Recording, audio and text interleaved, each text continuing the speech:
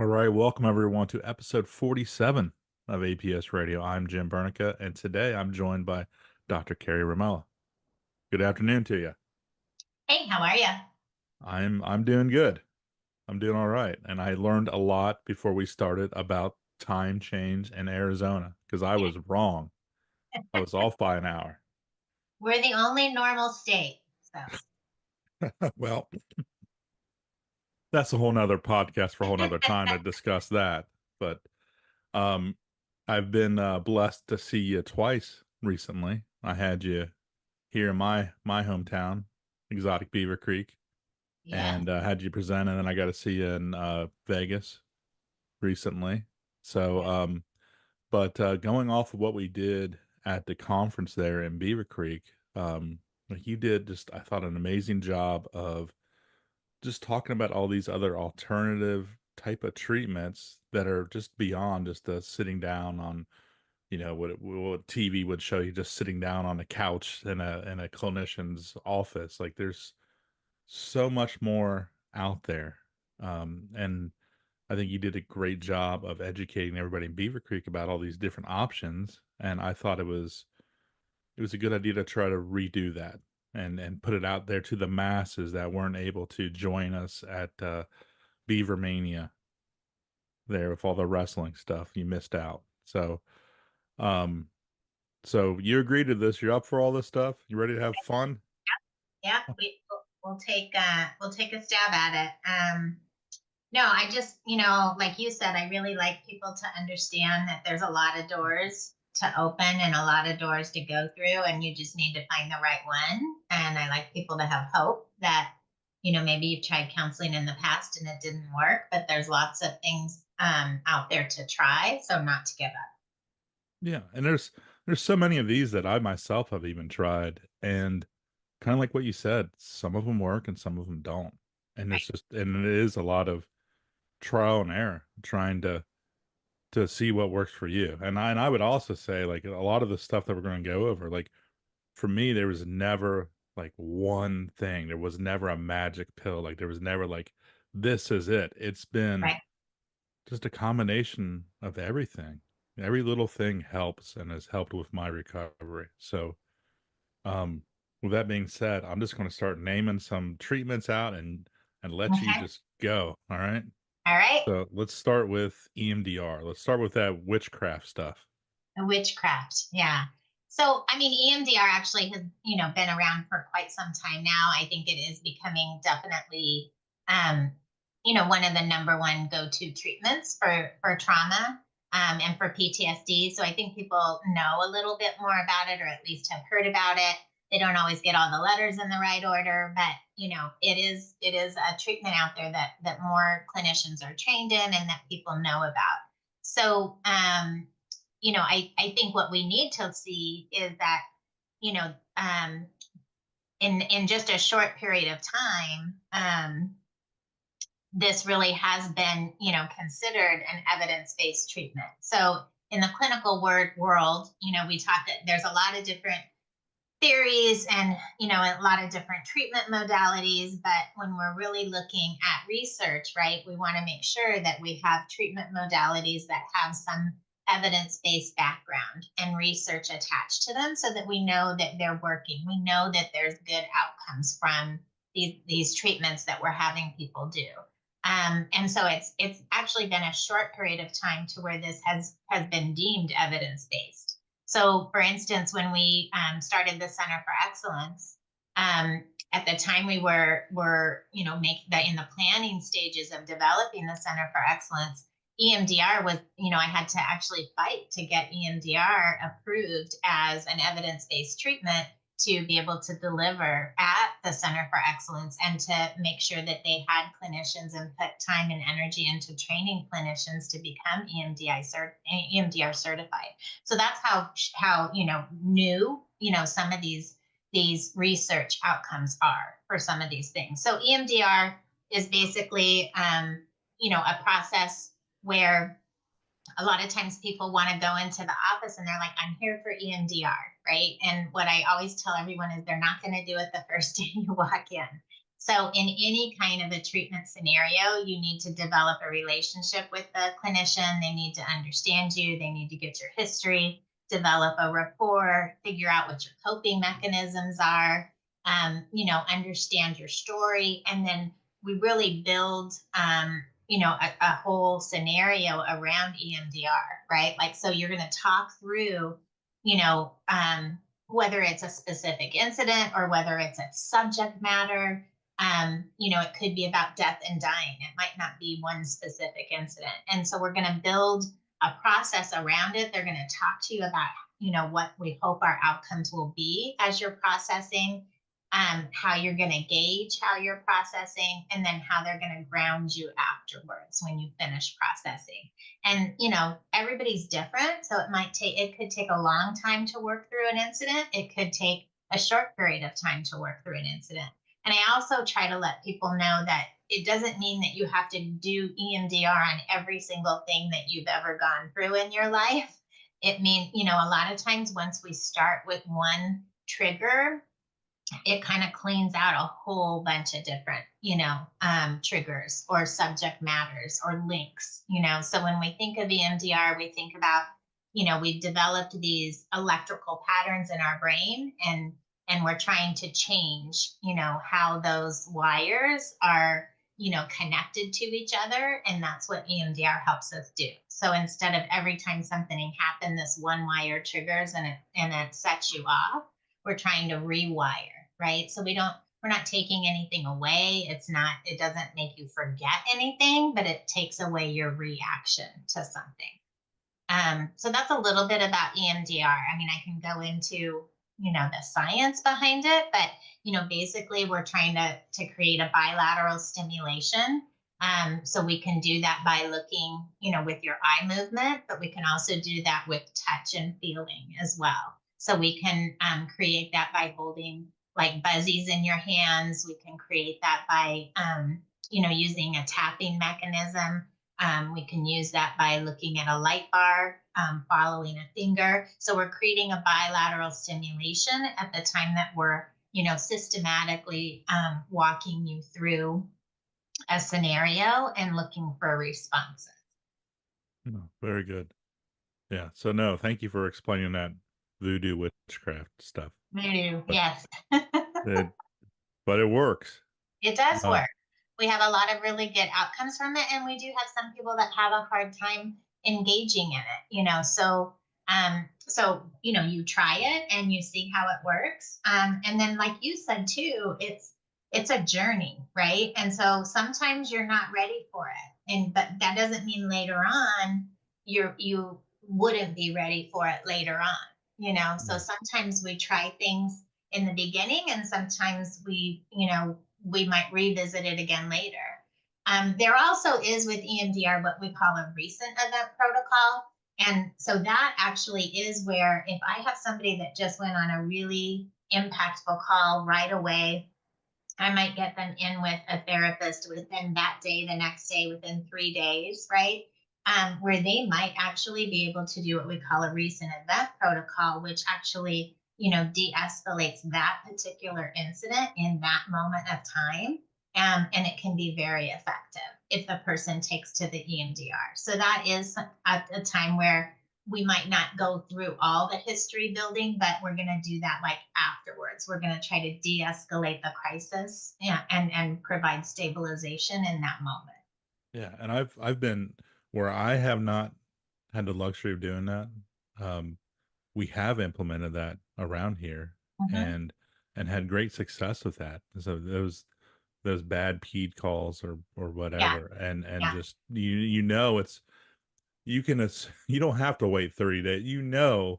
This yeah, call is going to be a problem, right. and being able to address that acutely Yeah. um has been, I think, an amazing resource for us. So And with EMDR, we also actually have what we call where we can do something where we can install positive installations for somebody. So let's say, if I have somebody going through a court case, like they're going through a custody hearing, right? And they know going to court and seeing their ex is going to trigger them, and they know that they have to present a certain way in court, and they're already worked up about going, and right, like we can actually do EMDR where we're installing, how do you want this to go?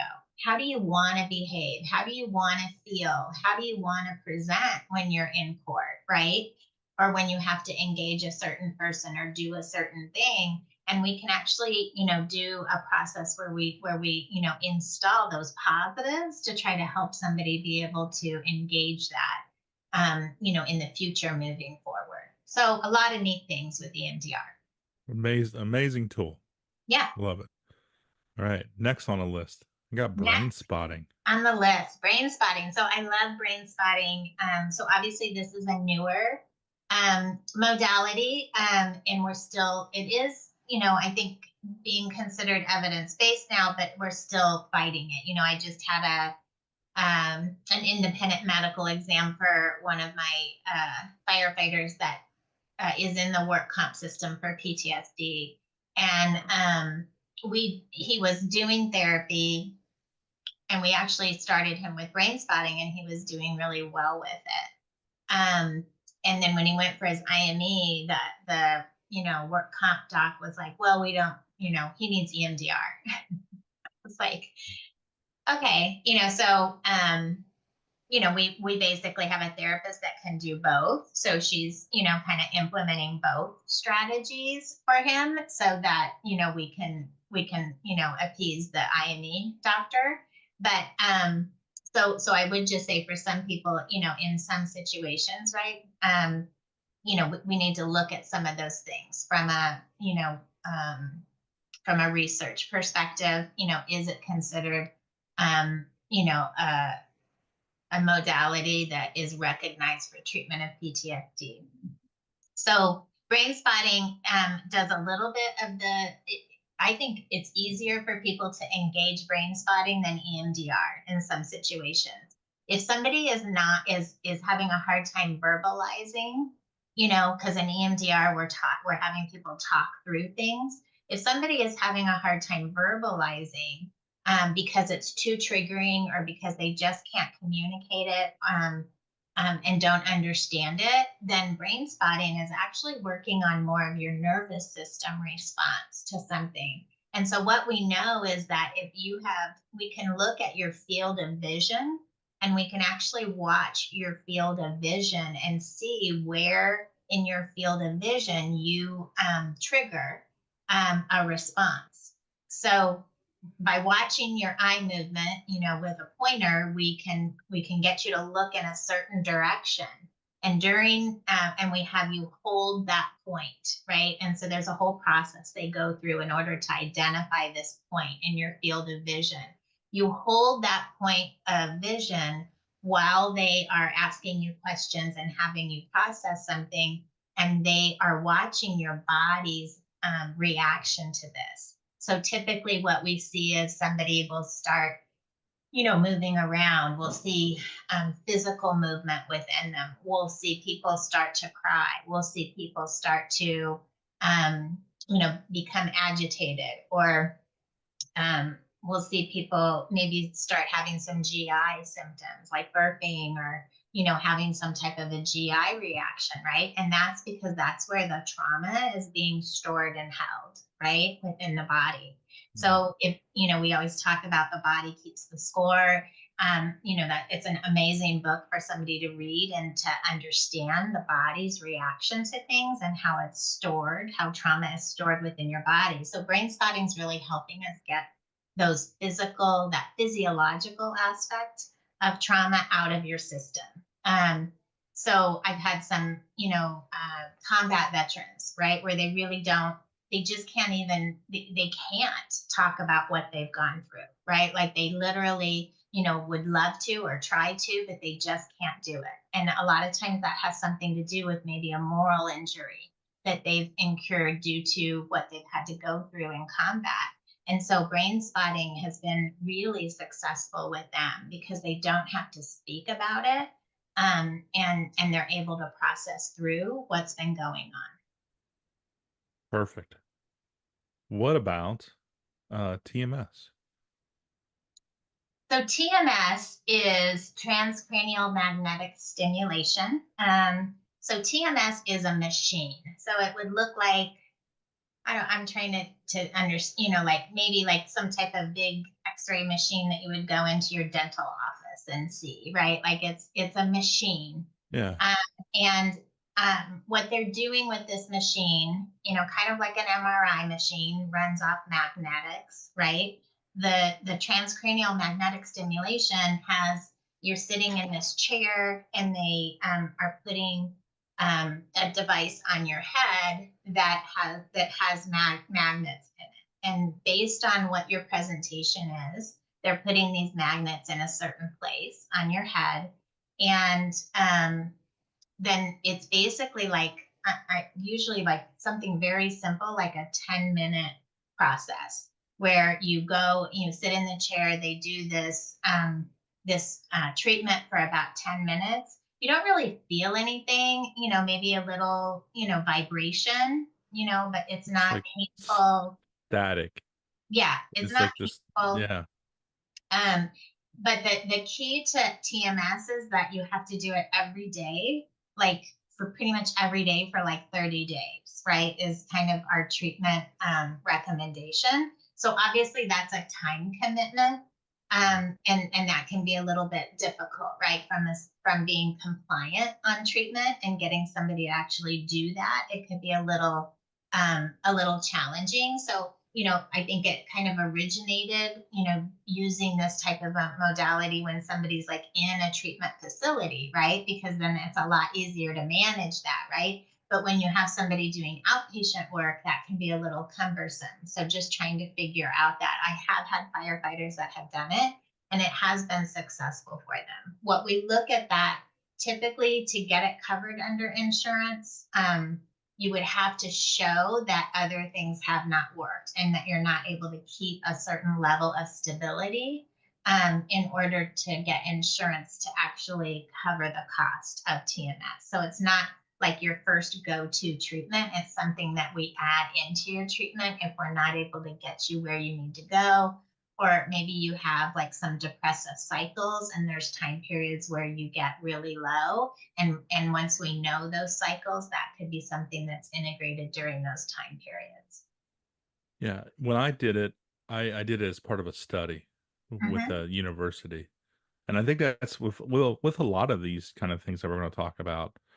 Um, Sometimes that's your end, depending on where you're at, in the Yeah. country, Uh-huh. is Yeah. maybe doing stuff on a study. And I could tell you, for me, TMS didn't really do anything for me, but I did it along other people, and they definitely had improvement. So it's one of those things. It wasn't for me, but that's okay. It worked for other people.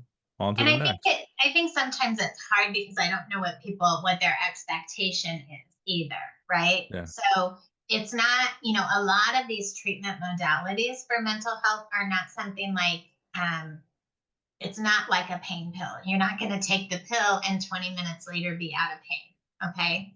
It's a journey, it's a process. And really what we're looking at is changes in symptomology, right? So TMS, it might be that maybe you're still depressed, but you're not as depressed, right? Or not Yeah. as depressed for as long of a period of time, or that you're able to regulate your emotions a little bit better than you were before, right? So sometimes those are the things that we're looking at. Or does it allow your medication to work more effectively? So sometimes when somebody is in a low, like if we talk about cycles, right?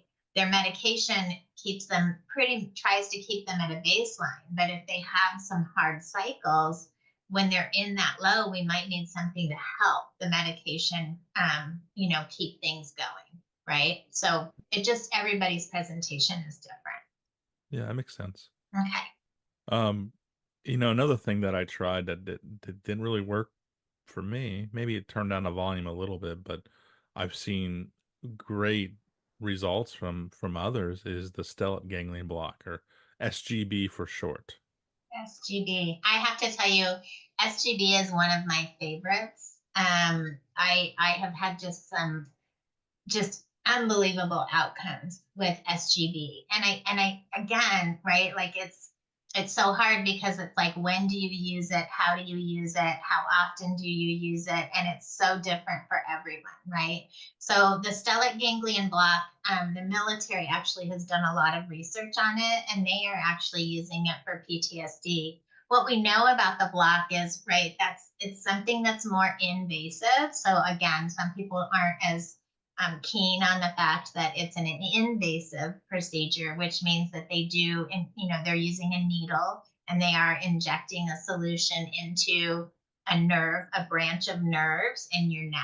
Okay, so you have this branch of nerves, the stellate ganglion, where what we have found is if they, put an anesthetic in this branch, that it actually calms down your fight or flight, right? It calms down that hypervigilance.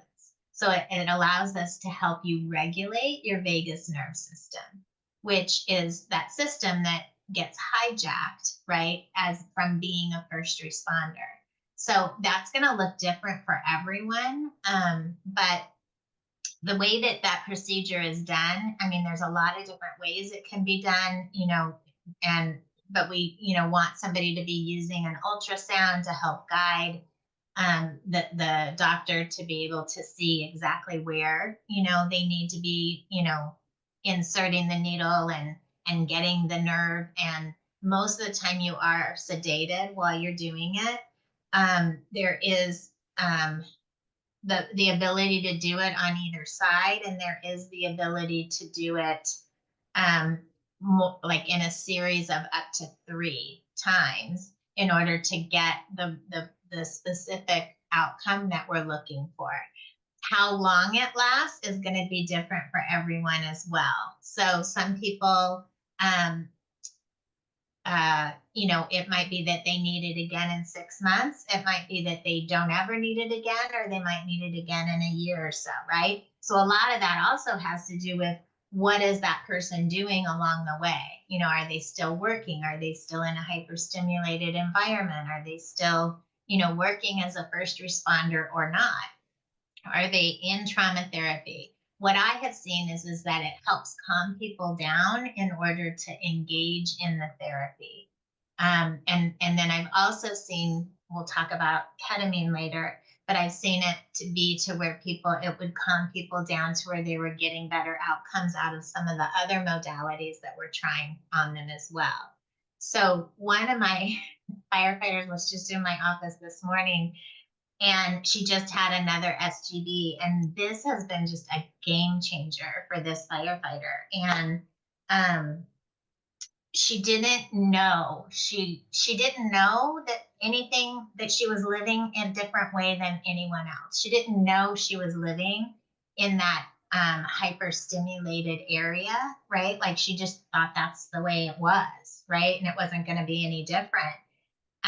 The SGB she got, she was like, everything finally made sense. I mean, this is somebody who'd been doing tons of work and tons of therapy for years, has tons of trauma. And after the SGB, things actually made sense to her. She could engage in the work. We had like just immediate, better outcomes out of her. She was able to, actually engage. She didn't know sad. The only emotion she knew was mad, right? And that was her trigger response. And so, like, she's learned to cry now. Like, she's learned that she has other emotions now. And she just had a second one, and she goes, well, I don't know how to explain it other than, that commercial about Tux pads? She's like, it's like putting that Tux pad on a hemorrhoid. She said, it just calms it right down. Well, all right. It's like, well, that's a firefighter descriptor for you right there. Yeah, And I asked her, could I use that today? She goes, absolutely. So an SGD is like a Tux pad on a hemorrhoid. So that's going to be my new go-to explanation. I love it. Yeah, leave it to us, right? Yeah. Oh, what about the alpha stim therapy? So alpha STEM is definitely evidence-based. Again, to get insurance to cover it, you have to have a prescription for it. And sometimes insurance will cover it. Sometimes they won't. The military does cover it. A lot of my veterans have alpha stems. Again, I think it's something that you don't necessarily, it's, you put two little electrodes on your earlobes, and it does kind of the same thing, and where it creates a bilateral stimulation, but it's basically trying to really key on your alpha theta delta waves. And it's giving you, it's trying to calm down some stuff and speed up other stuff so that you have less of a reaction. I think that it works well for those with anxiety. A lot of times we do have people that will wear that while they're actually in session in a therapist's office, right? And it helps them regulate while they're going through a trauma modality session. Or I've used it in the office when somebody is in crisis, and I have them come in, and I'm like, I need you to just come in and sit in the office, use this, let's get you calmed down a little bit, and then let's talk about what's going on, right? So you can use it those ways. We do have people that have them at home, and they kind of do it to where they use it before they go to bed. It can help improve sleep, or use it throughout the day if they're activated, or in the morning. Alpha stem is also approved for pain management. So I also feel like, from a firefighter perspective, sometimes there's, if we're going to invest in certain, modalities that could help someone, like, especially if I know someone is going through surgical stuff, has some injuries, and having a hard time with trauma, right? Then giving them something that's going to help them on multi fronts is huge, right? I have a guy that was burned in a fire, has several injuries, has trauma. So the alpha stem is, I was like, okay, if we're looking at, investing in one thing, let's invest in that one, because it's going to help you on a lot of different areas of what you're trying to deal with right now. Yeah, that makes sense. What about red light therapy? Red light therapy. So, there's a lot of the, health and wellness, spas that are coming up, out and about everywhere. So some of the other things that we'll talk about, right, kind of go along with those health and wellness spas. Red light therapy is kind of one of those things. You can buy small panels, specifically for mental health, that you can use. So they have, like almost like helmets, or almost like a little panel you would lay your head underneath, um, that can give you the red light therapy. We use that, I would say somebody like, even with seasonal affective disorder, right? So somebody that needs sunlight, like the red light therapy can definitely help with that particular diagnosis. But it kind of does the same thing. What we have found is it definitely stimulates certain things within the brain, that aren't chemically producing on their own, right? So if Yeah. somebody's not producing enough serotonin, or isn't producing enough the chemicals we need for a normal baseline, the red light therapy can help with that. There's bigger panels where people are using it overall, from a more like, a lot of my cancer patients are using red light therapy as another way to improve health and wellness, overall. And, that goes into a lot of other science stuff. But again, if I'm looking at something that helps affect somebody on many fronts, right? So if they're a cancer patient and they're, struggling with their mental health, either because of the cancer diagnosis or something else, then, maybe that modality is something that is helpful, right? So that's just more of a wellness tool. It's not necessarily associated with a therapist. Gotcha.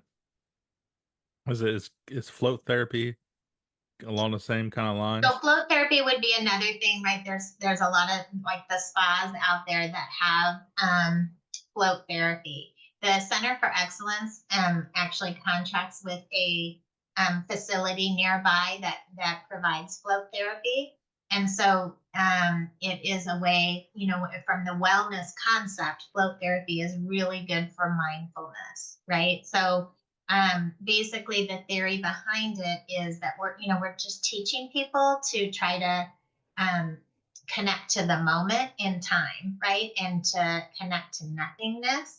And I really feel float therapy kind of does that. I did try it so that I could, talk about it. It was a good experience. Probably not something for me, long term, but but it was good. So it kind of looks like a really big seashell, and it's got salt water, heavy concentration of salt, right, in this water. And so there's not a lot of water at all in this, but you get in there, and then because of the salt, right, it creates the buoyancy so that there's not an effort. So it's effortless, right? So you get in there, and then the shell closes, right? And and so there's nothingness, right? It's white noise, or you can ask for music, and you would want some type of a calming music. And then basically you just lay in there and float and relax. And it does it for you. So it's not something you have to think about. And so it creates that moment in time where you are trying to be mindful, of nothing. And that can be very grounding for people. So I think that is sometimes people need to create an environment for that to happen, right? So it destimulates everything. So you're not hearing anything else. So somebody who's hypervigilant, hyperactive, all over the place, this is going to help them create that focus to be able to just not and to quiet their mind and body. It's interesting. I'm intrigued, but also terrified. Well,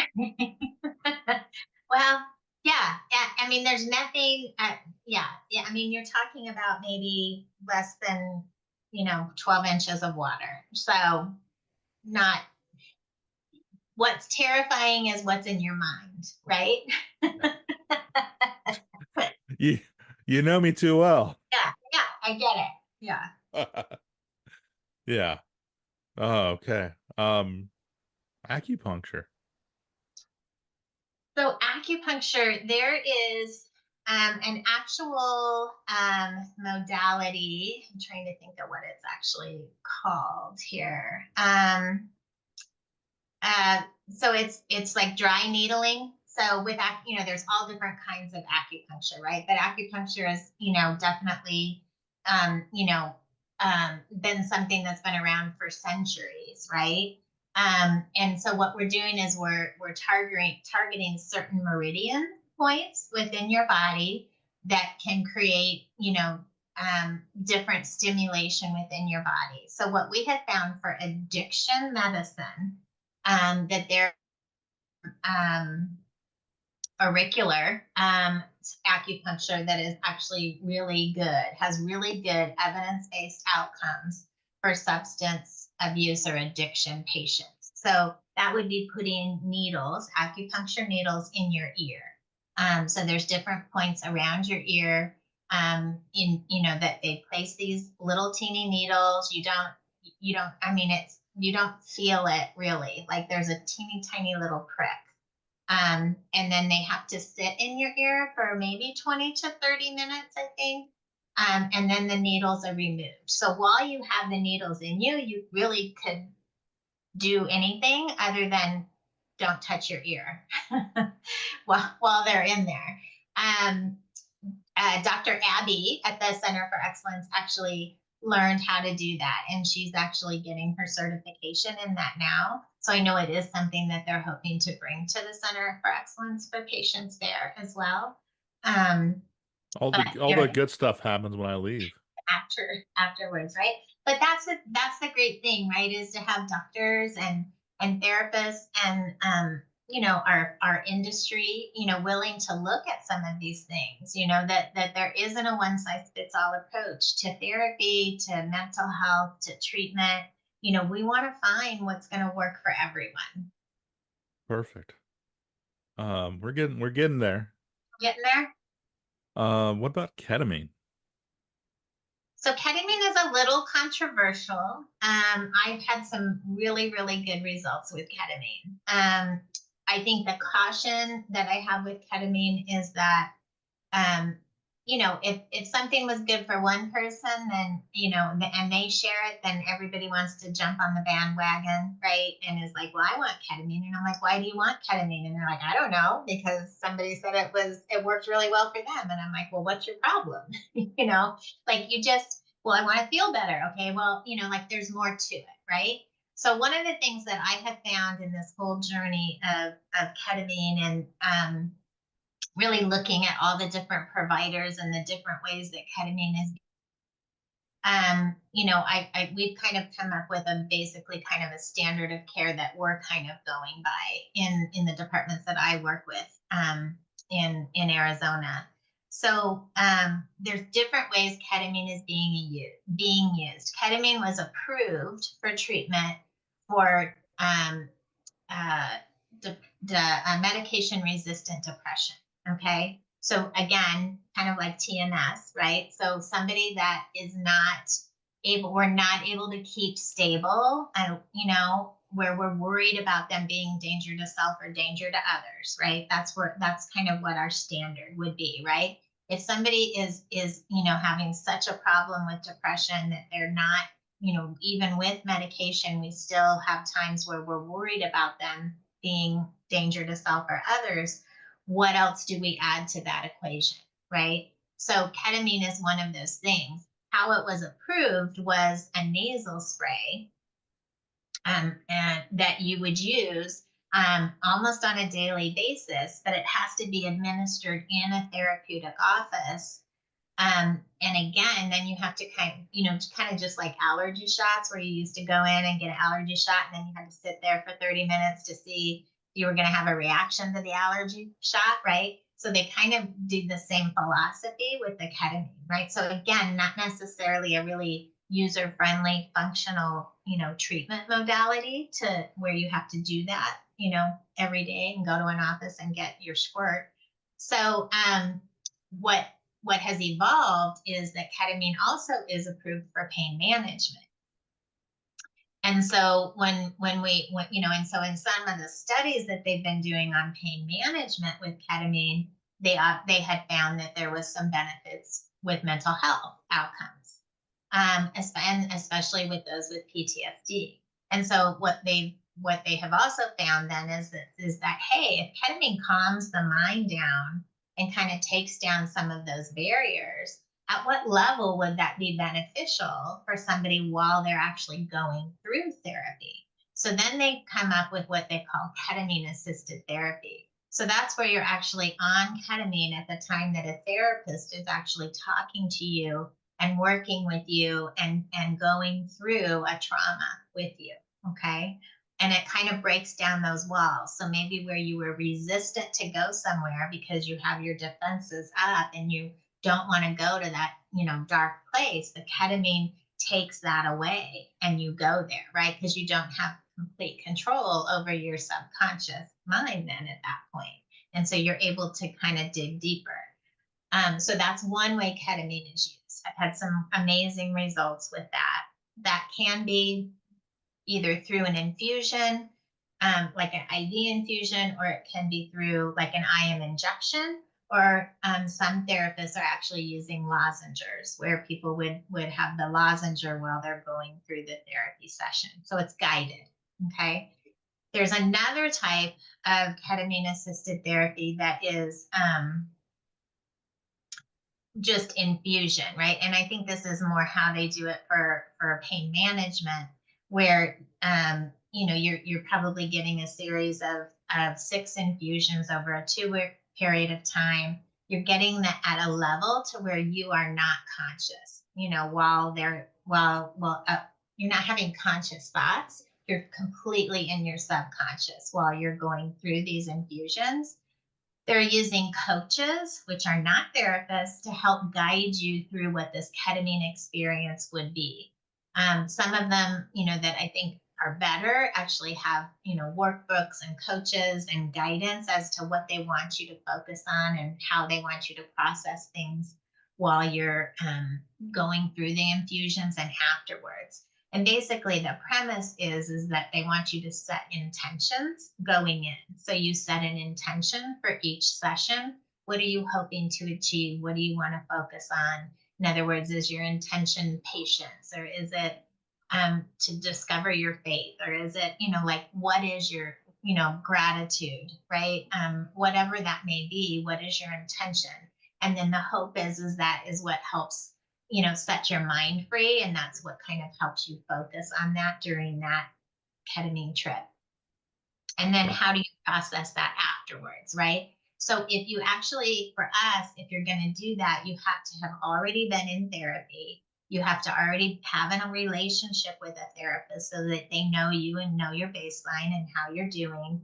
We put you in the infusions. You're working with your therapist during that time period, and then you work with your therapist afterwards, because even if you have a coach, because your therapist is the one that's going to then be able to maybe get you to go to that place you didn't want to go to before.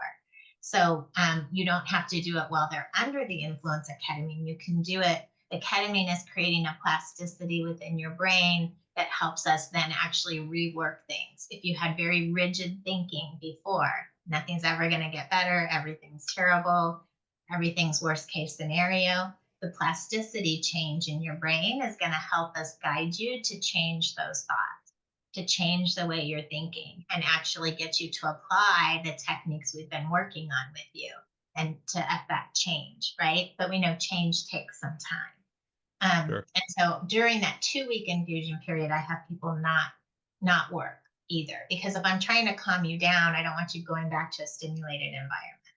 Makes sense. Yeah.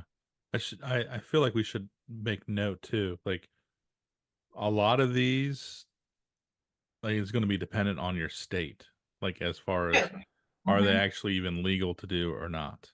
Right. Hmm. So you're going to have to kind of figure out wherever you live what you have access to or not. Right.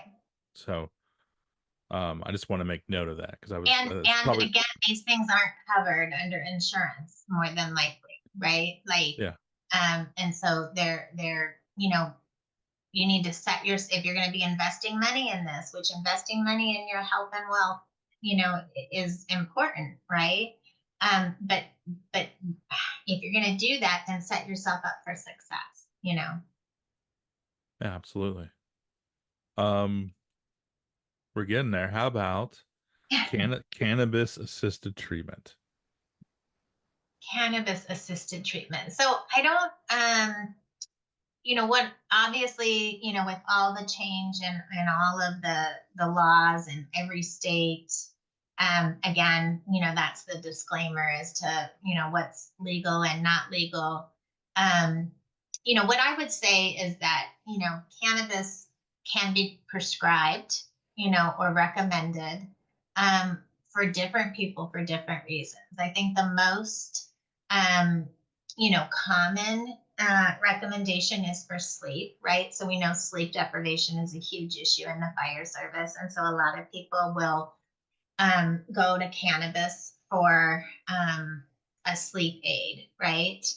And it can be effective. But what I would also say is that, there are, what research has shown is that a tolerance level can be built up with cannabis.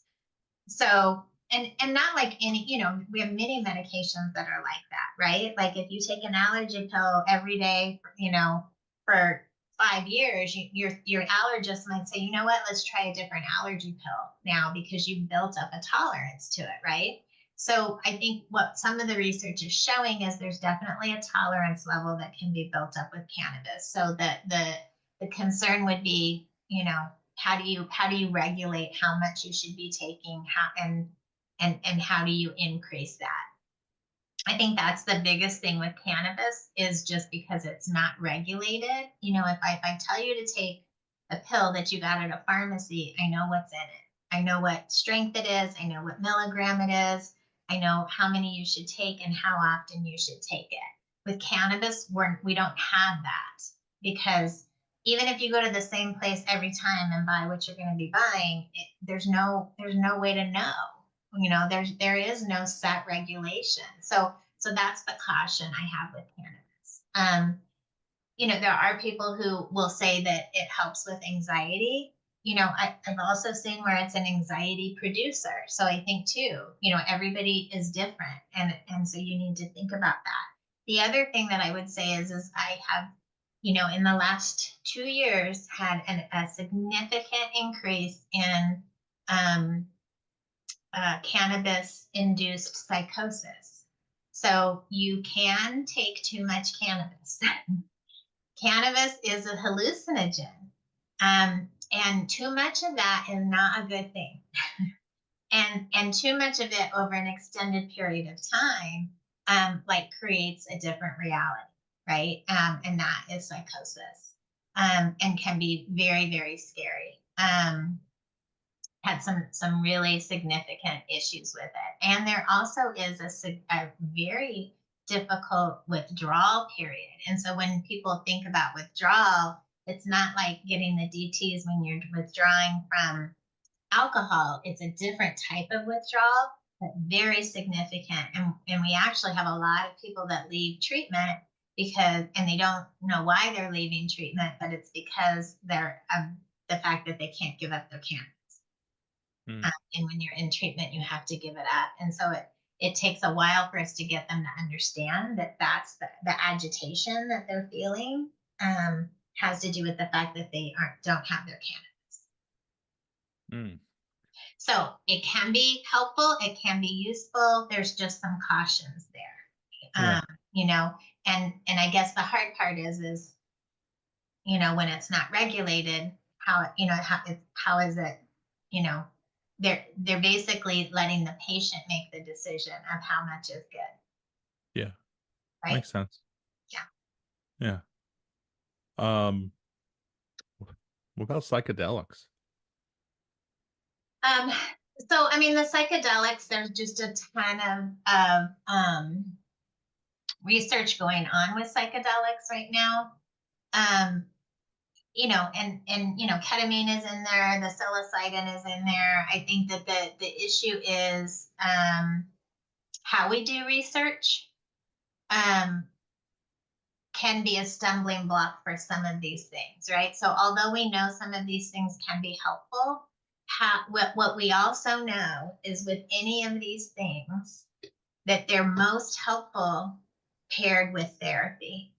So I think that's the biggest thing that I would want to say to anybody is, the therapy is the thing that's helping you figure out how to rework what's not working in your brain. So does the medication and the modalities help us with helping to form your brain to be more adaptable for us to be able to do those things? But the therapy is the key to all of these things.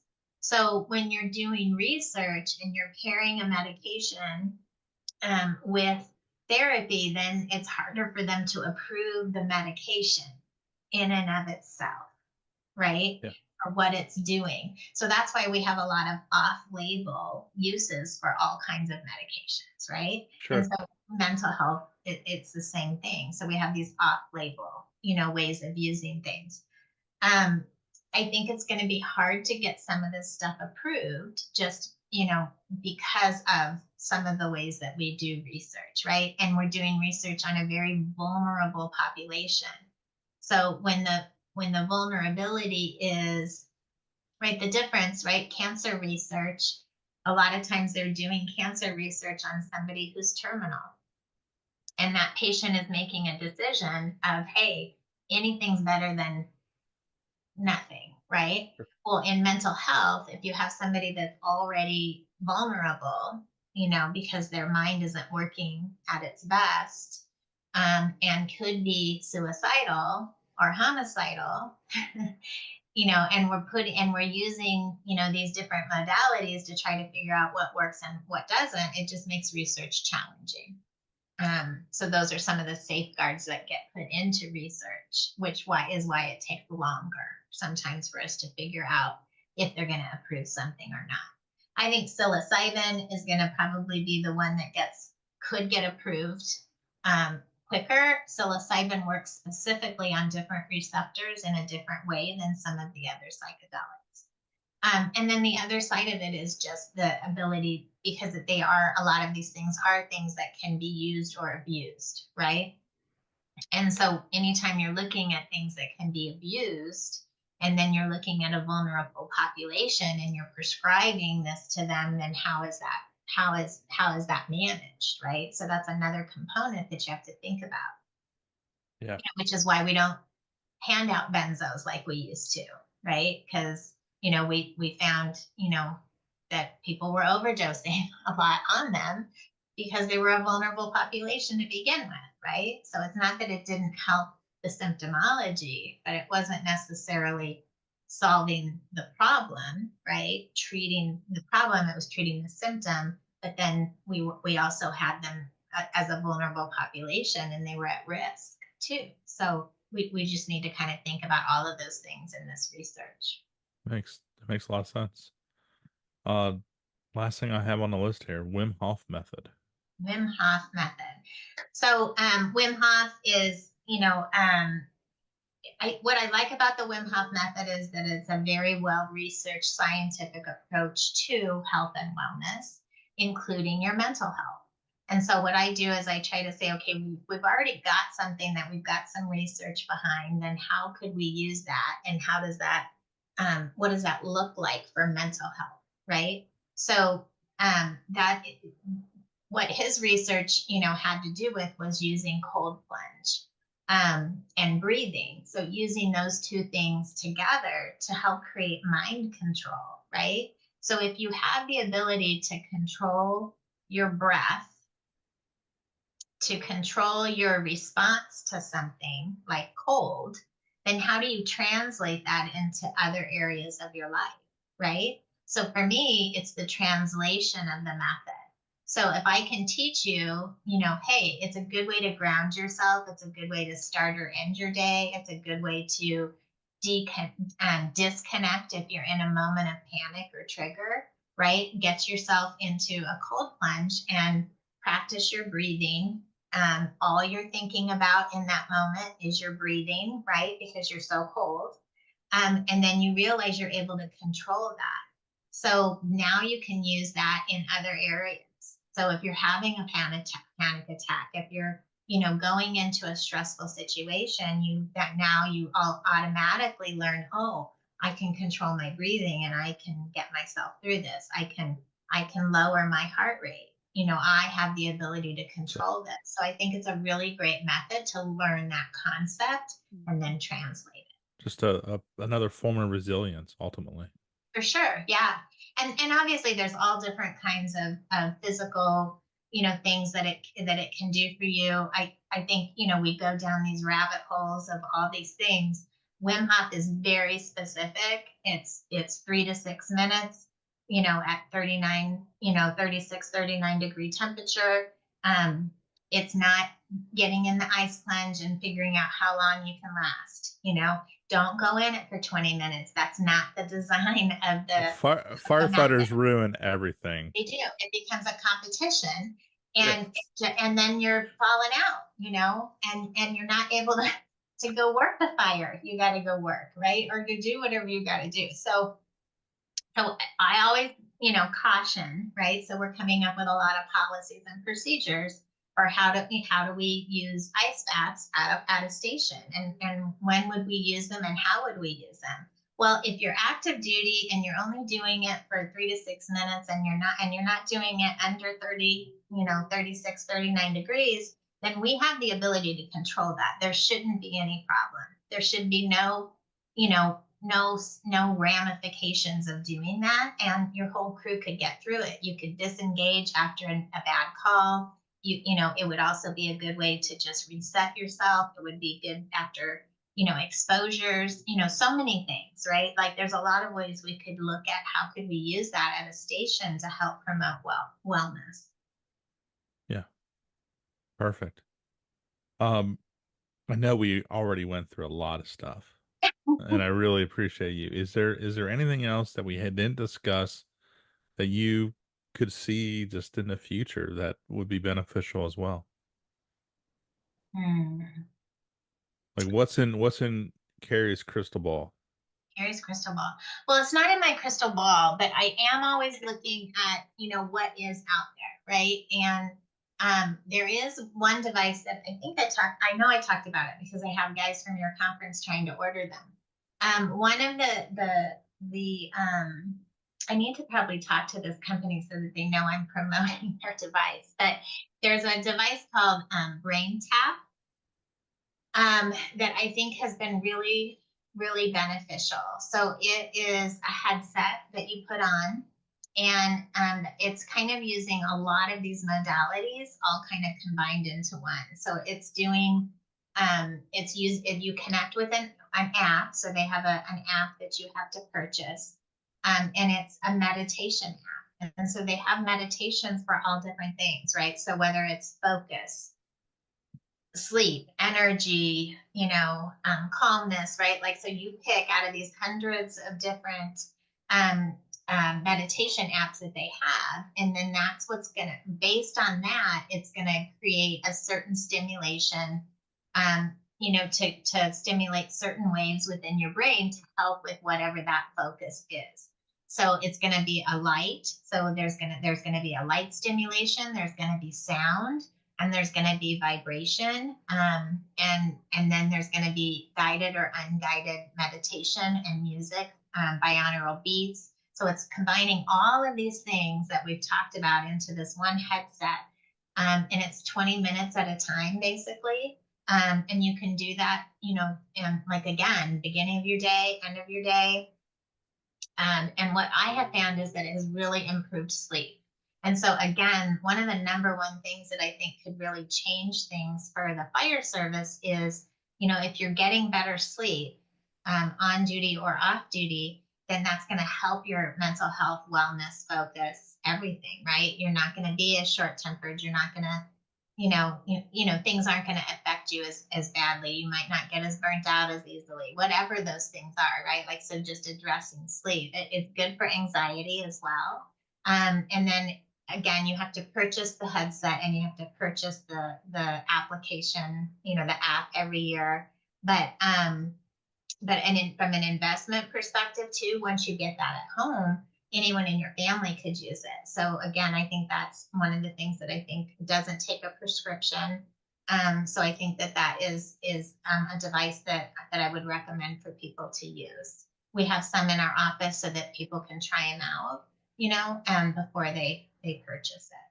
And we find different, nonprofits that help, pay for some of these things too, for some of the firefighters.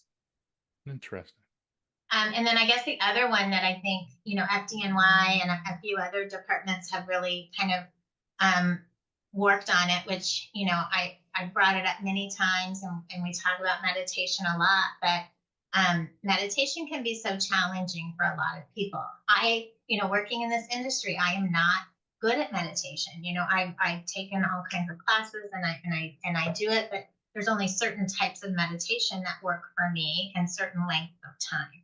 So it is something you have to work on. That Braintap is basically like taking 10 years of meditation study and work and giving it to you in 20 minutes. Well worth it. But FDNY, what they've done is this transcendental meditation program.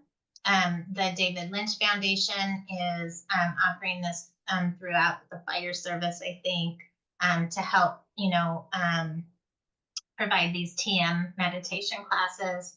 And they're seeing amazing results. Again, the military has done this for years at their ROTC Officer Training Academy. And they did research and found it made a huge difference in the outcome scores and productivity of these young, officer candidates, right? By learning the technique of focus and TM. So I think that is something that, we need to figure out. How do we start that in our academy classes, teach that to our new recruits so that they can have this as a skill moving forward. And it's not, hey, do you want to do this? It's, here, you're doing this. Like, this is a part of the academy, right? Yeah. And then there's no question about, do you go to the class or do you not go to the class? Yeah, that's good. Yeah. Great stuff all throughout. I can't thank you enough for going through this again. Yeah, no Um, problem. tremendous, and I hope that the viewers and listeners out there like got something out of this that they can hopefully use as well and bring back to their department, to their guys and gals.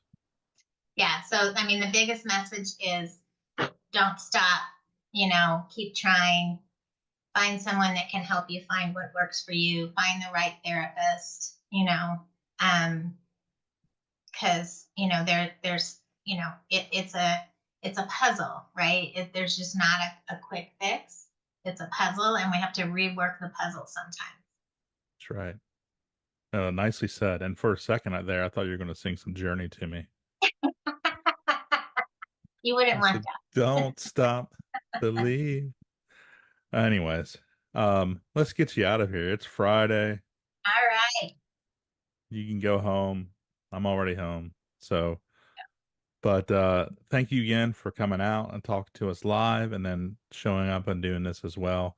She's Dr. Kerry Ramella, hanging out in the Phoenix area, and I'm Jim. And we're out of time. Till next month. Take care. Bye. Thank you.